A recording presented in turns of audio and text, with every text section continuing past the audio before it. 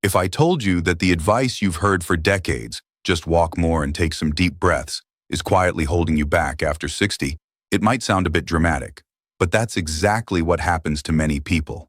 From around 40, your lung function starts to drop like a slowly leaking balloon, roughly 5 to 8% every 10 years. After 60, that decline speeds up. By the time climbing stairs makes you breathless or you have to pause after a short walk, your lungs have already lost a big chunk of their capacity. It doesn't happen overnight. It's shaved off little by years of just getting by breathing. What's even more frustrating is this. You think daily walks and a few random deep breaths are enough. But more and more research is showing that for anyone over 60 who really wants to improve lung capacity and reduce breathlessness, that kind of light activity is far from enough. It keeps you from being completely inactive, but it doesn't actually reverse the downhill trend. Doctors and respiratory therapists keep repeating the same thing. Older lungs don't improve just because you breathe a bit deeper. You have to train them with targeted work that makes your breathing muscles, rib cage, diaphragm, and nervous system actually do some real work again.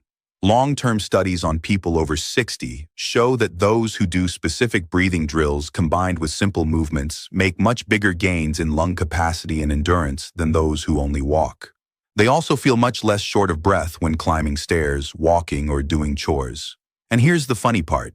They often spend less total time exercising than the walk every day group. Less time, better results.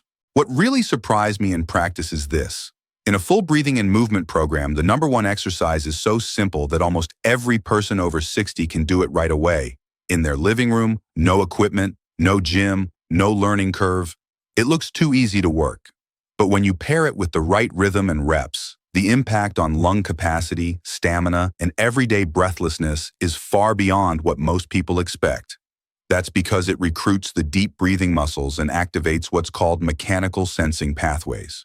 In simple words, repeated precise movement sends a signal to your cells that says, we're still being used, we need to stay active. So they start behaving younger and more elastic for a while. Today I'll walk you through the routine starting from move number 5 and counting down to move number 1. Each move isn't about looking impressive. Every one of them targets the weak spots that most people over 60 run into. Stiff ribs, a lazy diaphragm, incomplete exhalation, and poor oxygen delivery when you start moving. You'll see a clear logic behind the routine instead of a bunch of random, nice-to-do drills. Before we begin, ask yourself a few simple questions. Do you have to pause halfway when you climb 2 flights of stairs? Do you feel tight in the chest when you speed up your walking? Do you need to stop and clear your throat or catch your breath in the middle of a conversation? If you see yourself in any of this routine is for you. When you actually record or publish this as a video, you can invite viewers to write their age and biggest breathing problem in the comments. Things like, I get winded on stairs. I feel tight in the chest when I walk faster. I used to love singing, now 2 lines and I'm out of breath. That does 2 things. First, you get a clearer picture of who really needs these drills. Second, the moment they type it out, they are admitting to themselves, it's time to change something. Now let's start from move number 5. It's the simplest looking one, but it's the foundation most people are missing. The 5th move is seated diaphragm restart breathing. When you were young, you probably breathed naturally with your belly. But as the years went by, stress, long periods of sitting, slouching, staring down at a phone, shallow breathing, your diaphragm got lazy and your ribcage stiffened. By the time you're past 60, most people are breathing with their shoulders. Every inhale comes with a shrug, the chest is tight, and the belly hardly moves. Air just goes in and out of the upper lungs. It's tiring and inefficient. Imagine a house with 3 rooms, but you only open a tiny window in half of one room and make everyone share that air. That's how many older lungs are working. The first job is to reopen the big window at the bottom. Here's how to do it. Sit on a sturdy chair. Sit toward the front third of the seat. Feet flat on the floor, hip width apart. Let your spine grow tall but not stiff. Interlace your fingers and rest your hands gently around your belly button. First, gently blow the air out through your mouth as if you're letting old air out of the chest. As you exhale, lightly draw your belly in, then slowly inhale through your nose. Don't shrug your shoulders. Don't puff up your chest. Instead, let your lower belly rise like a small balloon, pushing your hands up. You can silently count 4 beats as you inhale and 6 or even 8 beats as you exhale. No straining, no big noisy gasps. Think of it as slowly pulling a ribbon, thin and steady. At the beginning, do 3 to 5 sets a day, 10 breaths per set.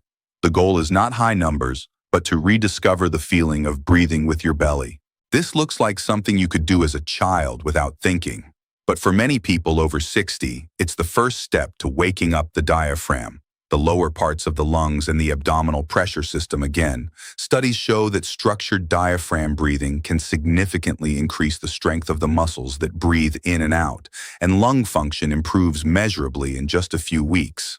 More importantly, once you get used to this slow, deep pattern, your heart rate becomes steadier, and shallow sleep, nighttime jitters, and unexplained anxiety start to ease.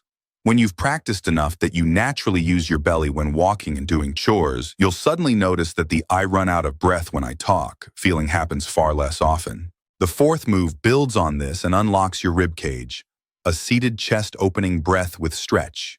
Even if you master belly breathing, your ribs may still feel like they're locked in a metal cage, and you hit a wall halfway through every inhale. The reason is simple. Decades of slouching, hunching over phones, and sitting still have kept your intercostal muscles, chest muscles, and upper back in a shortened position. Your rib cage is like a squashed box. Your lungs simply have no space to expand. If you want real improvement in lung capacity, just trying to inhale more isn't enough. You must mechanically give the lungs more room. Do it like this. Stay seated with your feet firm on the ground and your spine long. Clasp your hands in front of your chest, palms about a fist away from your sternum. As you gently inhale through your nose with the diaphragm, open your hands outwards like opening double doors. Let your elbows drift slightly back, your breastbone lift, and your shoulder blades lightly come together. You should feel a stretch across your chest and along the sides of your ribs. At the end of the inhale, pause for a second. Then as you slowly exhale, let your hands come back to the starting position. Keep your chest in a neutral, open position. Don't collapse. Another version is to hold the sides of the chair with your hands. Inhale as you gently bring your chest forward and slightly up, shoulders away from your ears, and exhale back to neutral. Do 8 to 12 repetitions each time, 2 to 3 sets daily. The point of this move isn't how high you can lift your chest. It's about waking up those rib and shoulder muscles that haven't been doing their job for years. When your rib cage becomes more elastic, the difference between full inhale and full exhale grows. More lung units take part in gas exchange. In practice, we often see that older adults who add this rib mobility work feel much less short of breath when they walk or ride a stationary bike. Their recovery time after activity shortens a lot. Think of this move as decluttering for your lungs. Once the space is freed, all the later breathing drills have room to work. The third move targets not exhaling fully, the pursed lip exhale. Many people think lung capacity is all about how much air you can inhale. But the thing that often makes you feel suffocated is whether you get the air out properly. If you breathe out too fast, too shallow, and stop halfway, stale air stays trapped in the lungs. No matter how much fresh air you try to inhale, only a limited amount reaches the areas that matter. For people with chronic bronchitis or early emphysema, learning to prolong exhalation is crucial. Without it, that pressure in the chest never really leaves. You can sit or stand. First, inhale through your nose for 4 counts, allowing the belly and chest to expand gently. Then purse your lips like you're blowing out a candle and exhale through the small openings slowly. The air should slip out in a thin stream, not in one big blast. Count 6 or 8 beats as you breathe out, gradually lengthening over time until you feel like most of the air has left your lungs, but you still feel comfortable and relaxed.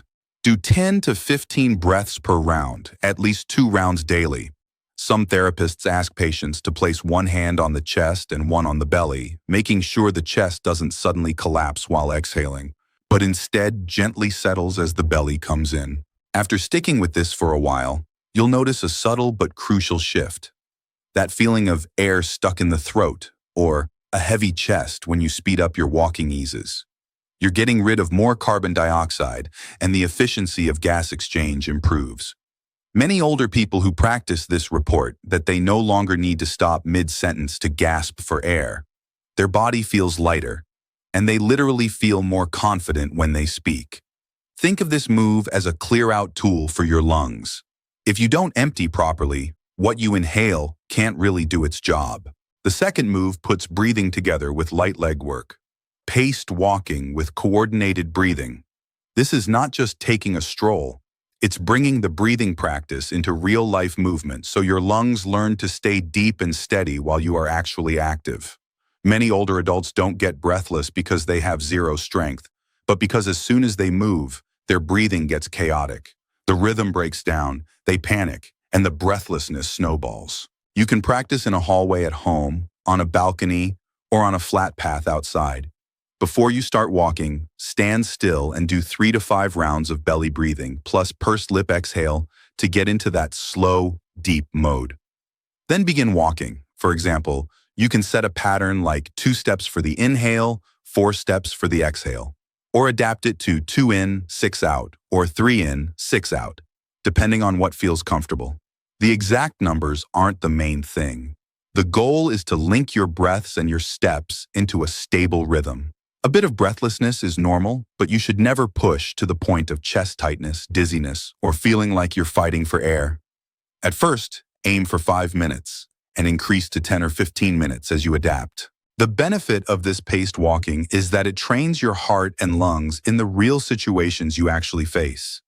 You're no longer just breathing on a chair. You're learning to keep your breath smooth while your muscles work and your heart rate goes up. Once this ability is in place, common tasks like carrying things, going uphill, or hurrying a bit won't leave you gasping because your breathing lost its rhythm. Measurements show that older people who master this kind of paced breathing rate their breathlessness much lower at the same workload, which means their body is using each breath more efficiently. Now we come to the key of the whole routine. Move number 1. It looks simple, but it ties everything together. A full-body breathing coordination drill. We'll use a crawling-like position that not only works the diaphragm and rib cage, but also your core and limbs, making your breath a conversation with your whole body. You can think of it as a whole-body coordination exercise for lung capacity. Move number 1 is called 4-point support extended breathing. Spread a mat or thick blanket on the floor. Place your hands and knees on it, hands under shoulders, knees under hips, spine in a neutral position, no sagging, no hunching. First, in this basic position, do 3 to 5 belly breaths, feeling your abdomen expand gently toward the floor as you inhale and return as you exhale, while your back stays stable. Then, as you inhale, slowly reach your right hand forward and your left leg back, stretching them away from each other, foot either on the toes or the top of the foot down. Try to form a long line from fingertips to toes. As you exhale, bring your hand and leg back to the starting 4-point stance.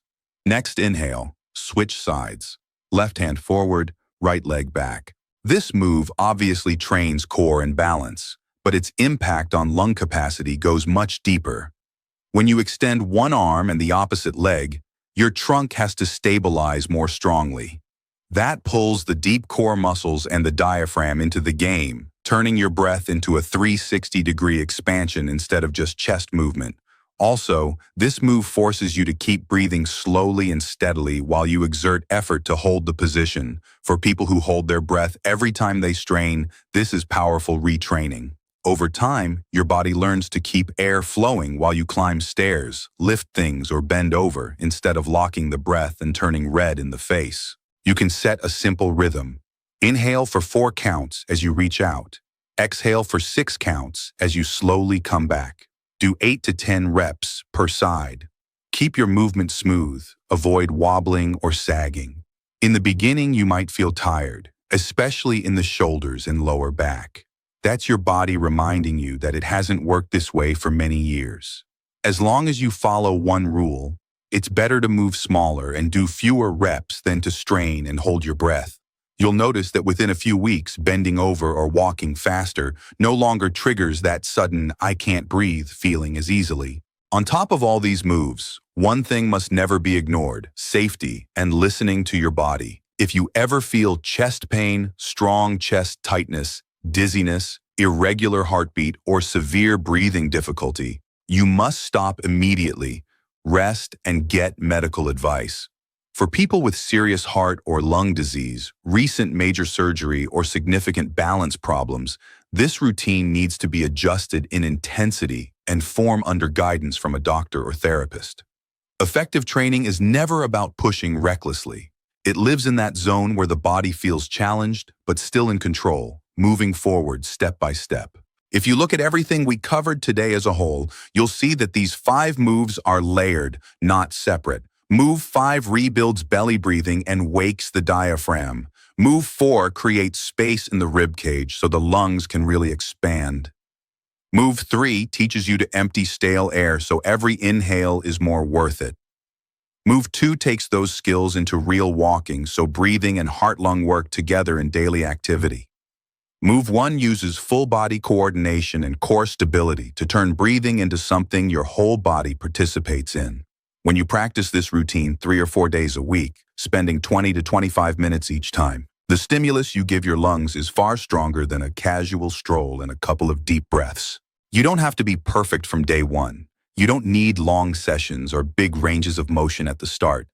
What will decide whether you can still climb stairs easily, run around with your grandkids, or sing a full song without gasping 10 years from now is not how much you can do today, but whether you send a clear message to your lungs starting today: I still need you and I plan to use you better and longer. Your body is far more adaptable than you think.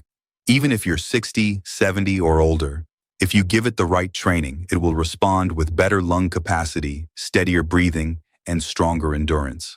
When you turn this into a video, you can invite viewers to write 2 things in the comments. First, the one thing they most want to change, maybe climbing stairs without stopping, walking farther, or singing a song they love again.